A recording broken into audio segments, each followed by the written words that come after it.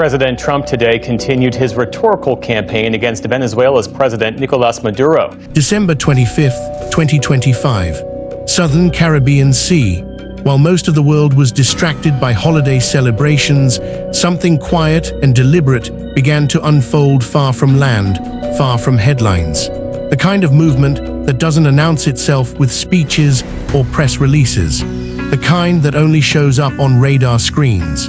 At exactly 15:41 local time, operators inside the Combat Information Center aboard USS George Washington noticed the first anomaly: 3 surface contacts. They had been tracking them for hours, Venezuelan naval vessels maintaining parallel courses at a safe, predictable distance. Routine, expected, almost boring. Then, almost simultaneously, all 3 changed heading, not gradually. Not independently, together, their tracks bent inward, speed increased, formation tightened. This wasn't coincidence. Inside the CIC, no one raised their voice, no alarms sounded. The update moved across the watch floor in clipped, professional language.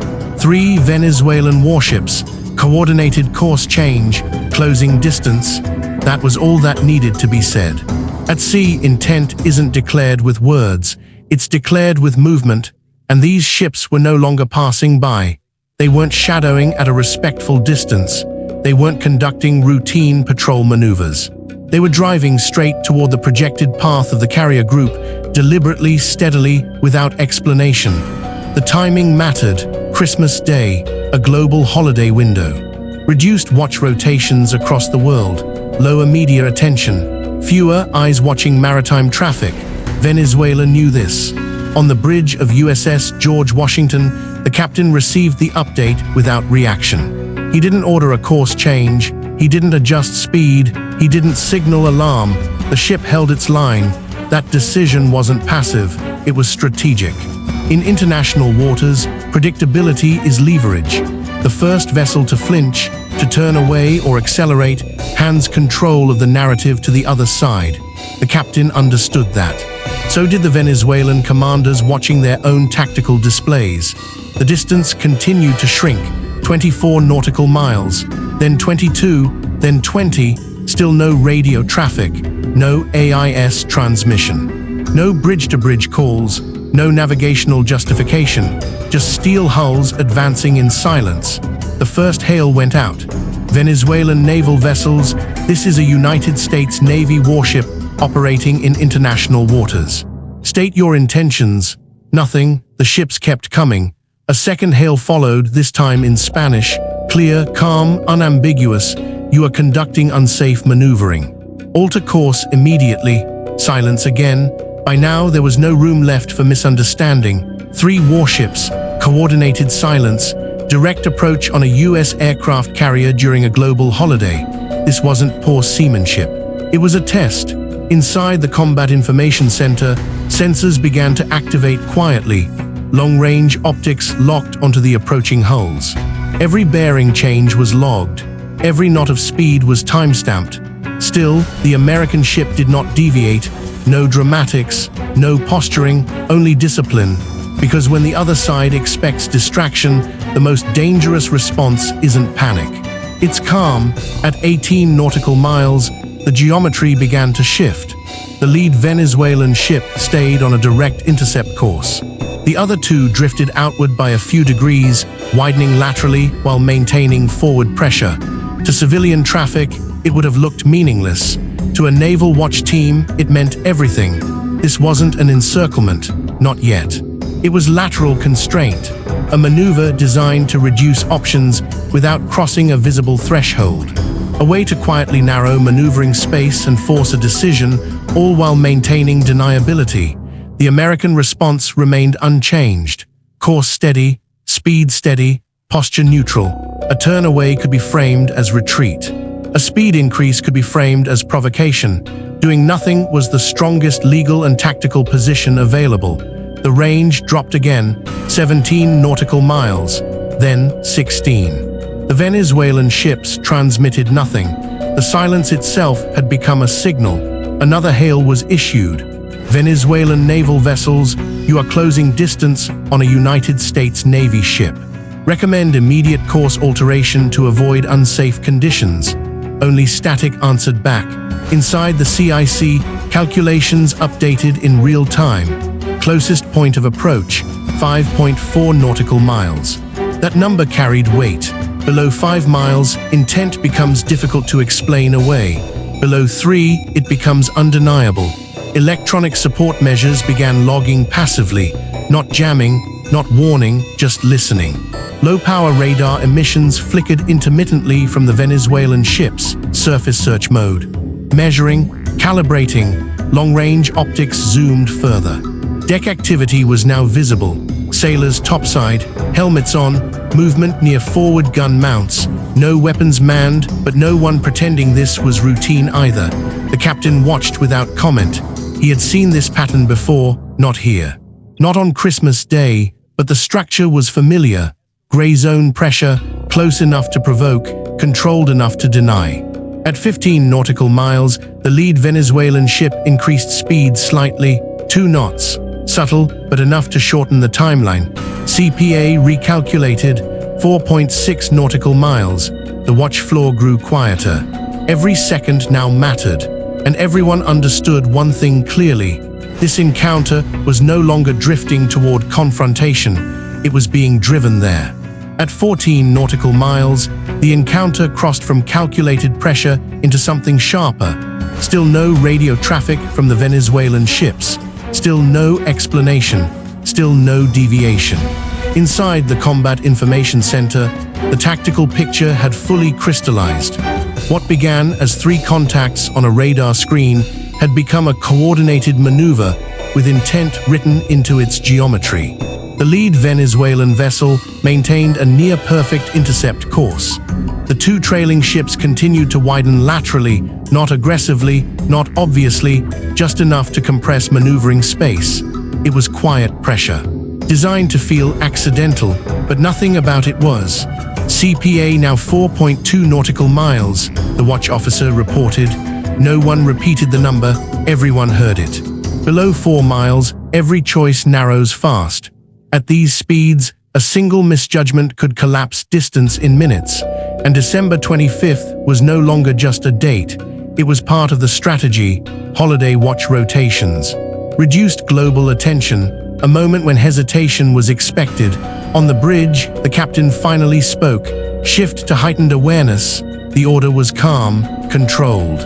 No announcement over the ship's general systems, no visible change from the outside, but inside the ship, everything adjusted. Additional sensors came online. Optical tracking tightened, passive electronic monitoring expanded. Still no weapons, still no threats, because escalation doesn't begin with firepower, it begins with visibility. At 13 nautical miles, activity on the flight deck changed. The helicopter detachment moved with purpose, not urgency, but certainty. Power was connected. Systems began warming. Crew members strapped in, helmets secured. No launch order yet, just readiness. Inside the CIC, updates continued in short, precise bursts. Contact speed holding, formation steady, no radio response. The Venezuelan ships kept closing, 12 nautical miles, 11. At this range, the encounter was no longer abstract. Every bearing change was deliberate. Every knot of speed carried consequence. The closest point of approach recalculated again, 3.9 nautical miles. That number tightened the room. Below 3 miles, explanations disappear. The captain watched the plots without expression. He wasn't waiting for more information. He was waiting for timing. Modern naval confrontations aren't decided by who moves first, but by who moves last, with the record on their side. At 10 nautical miles, the Venezuelan lead ship adjusted speed again. Not a surge, not a rush, just enough. The flanking vessels followed seconds later. The geometry tightened. CPA now 3.4 nautical miles. Inside the CIC, electronic support measures confirmed intermittent radar sweeps from the approaching ships. Still low power, still surface search. They were watching, measuring, seeing how long the carrier group would hold. The American response remained unchanged. Course steady, speed steady. That restraint was deliberate. A turn would create ambiguity. An acceleration would invite interpretation. Holding course forced the burden of action onto the other side. At 9 nautical miles, the officer of the deck ordered another hail. Venezuelan naval vessels, you are conducting unsafe maneuvering. Recommend immediate course alteration. Again, silence, not even acknowledgement. That silence was no longer neutral. It was intentional. CPA dropped again. 3.1 nautical miles. The watch floor compressed. Voices lowered, movements slowed. Below 3 miles, history gets written fast. The captain made his decision. Prepare presence measures. The words landed quietly, but they changed everything. Inside the CIC, the shift was immediate. Active sensors were brought online, not in fire control mode, not in targeting posture, but unmistakably active. High-resolution optics locked firmly onto the lead Venezuelan ship. Electronic warfare systems remained silent, ready, but unused. This was not about threatening force. It was about removing doubt. On the flight deck, the helicopter crew received the order they had anticipated. Launch. Engines spooled smoothly, rotors blurred into motion. The aircraft lifted cleanly from the deck, rising just enough to clear the ship before settling into a controlled orbit off the starboard side. No dramatic climb, no aggressive maneuver, just presence. From above, the helicopter's sensor suite came fully alive. Infrared imagery cut through distance and glare. Electro-optical zoom delivered clear visuals of deck activity aboard the Venezuelan ships. Crew movement, command positions, heat signatures, everything was now visible, recorded, time-stamped. The helicopter closed laterally, not head-on, not confrontational, maintaining a professional offset, close enough to be unmistakable, far enough to remain lawful. Inside the Venezuelan bridge, the aircraft was impossible to ignore. Then came the next step. A green laser designator activated, steady, precise, painting the bridge windows of the lead Venezuelan ship. Non-lethal, harmless, but absolutely unambiguous. On the helicopter feed, reaction was immediate. Crew members froze, then moved. One sailor raised binoculars. Another stepped back toward the interior. The laser reflected clearly off the glass.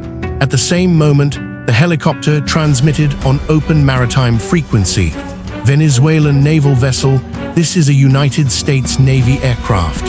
You are conducting unsafe maneuvering in international waters. Your actions are being recorded. Alter course immediately. The message was repeated in Spanish. This time, the response didn't come over the radio. It came through motion. On the CIC display, a subtle change appeared. Contact reducing speed, 26 knots dropped to 24, then 22. Seconds later, the flanking ships followed. Their wakes shortened. The pressure geometry loosened. No sudden turns, no retreat, just a measured step back. The helicopter held position. Sensors locked, laser steady, waiting, because the most important moment hadn't arrived yet. It was coming. At 2.8 nautical miles, the encounter reached its breaking point. The Venezuelan lead ship's speed stabilized, but its heading still held dangerously close to intercept. The flanking vessels widened slightly, just enough to relieve immediate pressure, but not enough to disengage. This was hesitation, not retreat, not escalation, indecision. Inside the Combat Information Center, the update came quietly. CPA holding, no longer decreasing. That single sentence mattered more than any warning shot ever could. The geometry had stopped tightening. For the first time since the approach began, the Venezuelan commanders were no longer dictating the timeline. They were reacting. The helicopter remained overhead, steady and visible. Its sensors continued to collect. Its presence filled the space between ambiguity and accountability. On the bridge of the Venezuelan lead ship, movement slowed. Crew clustered inward. Deck activity near the forward mounts eased. Helmets came off. Posture shifted from readiness to assessment. They had seen enough. They knew what this was now. Not a holiday distraction, not a miscalculation, not a nervous watch team. This was a recorded, documented, controlled response, and every second made escalation harder to justify. Then it happened, a small change. Barely noticeable to anyone not watching closely. The lead Venezuelan ship altered course just a few degrees, not dramatic, not obvious, but decisive. Inside the CIC, the confirmation came instantly. Contact no longer on intercept course. That was the moment. The challenge was over. The two flanking ships mirrored the adjustment seconds later, widening their lateral spacing and allowing the pressure geometry to dissolve completely. Their tracks shifted from convergence to parallel transit. Speed told the rest of the story. The lead ship dropped below 20 knots, then 19, then settled, the others followed. On the helicopter feed, body language changed. Sailors leaned against railings, some turned away from the bridge windows. The laser remained steady for a few seconds longer, then powered down. The aircraft did not pursue, it did not crowd, it simply stayed long enough to confirm. Then it turned back toward the ship. The helicopter climbed smoothly, returned to the flight deck, and touched down without urgency. Rotors slowed. The aircraft was secured. Throughout the entire encounter, the US Navy ship never altered course. Never accelerated, never turned away, never escalated. That restraint was the point. Inside the CIC, threat assessments were downgraded quietly. Sensors remained active, but the intensity eased. The closest point of approach began to widen, 3 nautical miles, 4, 5. The Venezuelan ships remained visible on radar, still shadowing at distance, but their posture had changed fundamentally. They were no longer applying pressure, they were observing, and that distinction mattered. No weapons were raised, no warnings fired, no public statements issued. Yet the outcome was unmistakable. The US Navy had not forced compliance through intimidation. It had forced clarity through presence. It had allowed the other side every opportunity to choose escalation and documented their decision not to. Inside the ship, routine resumed almost immediately. Watch rotations continued. Logs were finalized. Flight crews completed post-flight checks. No announcements, no celebration. Professionalism demanded that the moment pass without spectacle, because in modern naval operations, the most important victories don't look like victories at all. By the time the distance opened beyond 8 nautical miles, the encounter was effectively finished. The Venezuelan ships faded toward the edge of the tactical picture, still present, still watching, but no longer a factor. The sea returned to stillness. The horizon remained unchanged. But for those watching the plots, reading the numbers, and measuring every second, the lesson was clear. Strength at sea is not always loud. Sometimes it's measured in degrees of heading, knots of speed, and the confidence to hold your course when someone else expects you to blink. On December 25, 2025, Venezuela tested a familiar assumption that timing could create opportunity, that distraction could weaken resolve, that pressure applied quietly might go unanswered. That assumption was wrong. The United States Navy did not respond with force, it responded with discipline. Every movement logged, every bearing recorded, every second preserved. If the encounter were ever questioned, there would be no debate about who acted lawfully and who backed down. This is what gray zone confrontation looks like in the 21st century. Not war, not peace, pressure without shots, control without spectacle. The Venezuelan Navy tested the boundary held. And when faced with calm resolve instead of reaction, the pressure broke on its own. No headlines needed, no escalation required, just one course line held steady, and one moment where someone realized they had been seen.